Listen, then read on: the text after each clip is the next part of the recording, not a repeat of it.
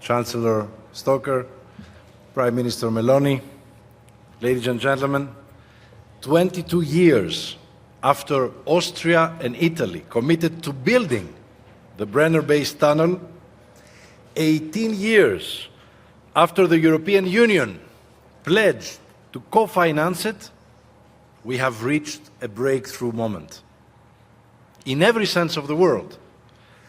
And let's be honest, the journey to this moment was not simple, was not easy. An ambitious project of such magnitude could not avoid obstacles.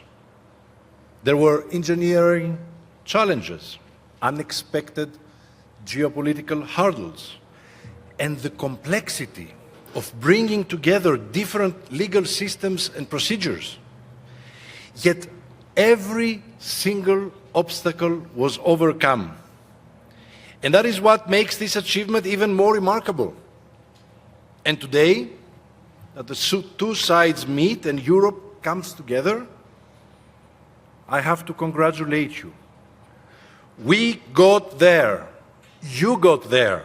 You got there thanks to your determination, your commitment to finding solutions, and by working together in a true European spirit. So I want to express my gratitude to Chancellor Stoker and Prime Minister Meloni for their personal commitment, which has been invaluable, and for their leadership that made clear the strategic importance of this project for Austria, for Italy, for Europe.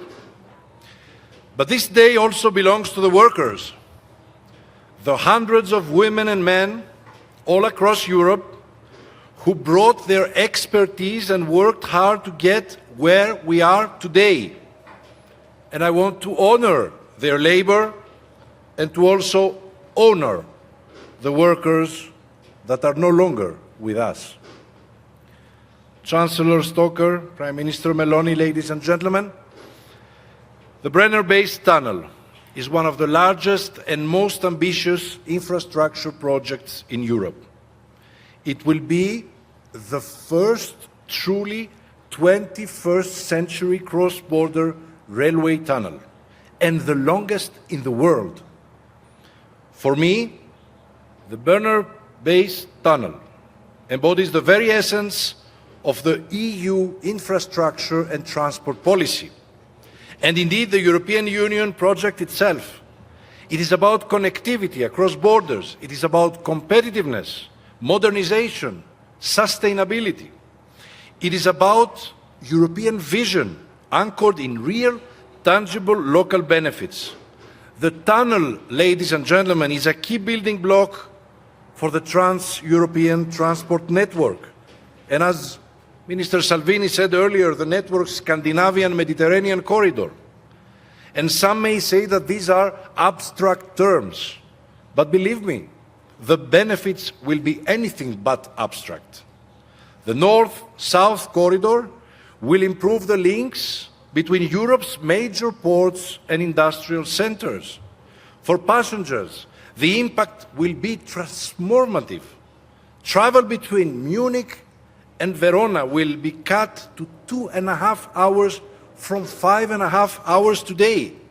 Munich to Rome will take 5.5 hours. And Munich to Milan, 3.5.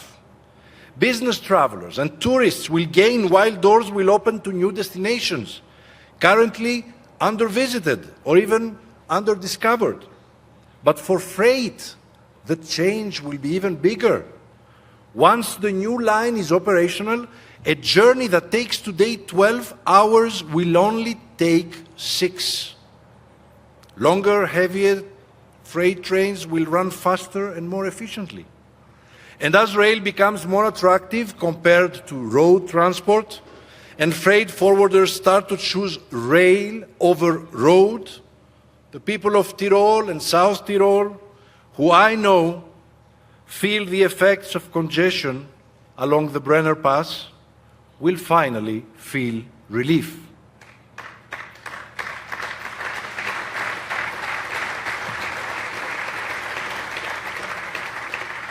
But also, air quality will improve, noise will diminish, and CO2 emissions will fall. This, ladies and gentlemen, is Europe at work, building solutions that matter to people's lives. So as the European Commissioner responsible for infrastructure, transport and tourism in Europe, I am proud that the EU decided to co-fund this project. To date, we have invested more than 2.8 billion euros in the tunnel, its access routes and projects along the access routes. And our commitment to cross-border transport links continue. In the European Commission's proposal for the next EU budget, the amount foreseen for infrastructure and transport doubled. And so, this is a clear sign of our determination to finish what we started also here, and to give Europe the infrastructure it needs for the decades to come. Looking ahead, here at Brener, construction is very much in progress. More than 230 kilometers have already been excavated. Our focus now must be on the operational phase, and we are working already with the ministers. And what we need to do is to ensure the timely delivery of the access routes to the base tunnel. It means making sure that there is sufficient capacity at the multimodal freight terminals along the corridor to absorb additional traffic. It also means seamless onward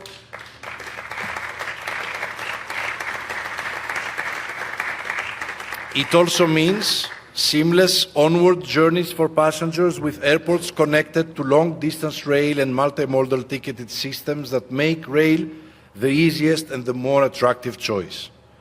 And what we also need to do now is to standardize railway operations between Austria, Italy and Germany so that the trains can seamlessly cross borders without additional stops.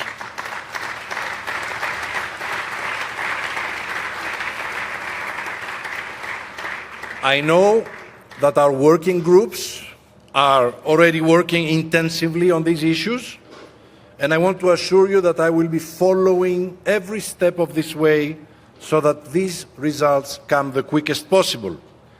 I'm very, very confident that we will deliver the right solutions to remove the remaining barriers and to move towards the next major milestone, the official opening of the Brenner Base Tunnel, planned for the end of 2032. But today, dear friends, let's focus on what we have already achieved, because this is a great day for Brener, a great day for Italy, for Austria, a great day for Europe. Thank you very much. Thank you.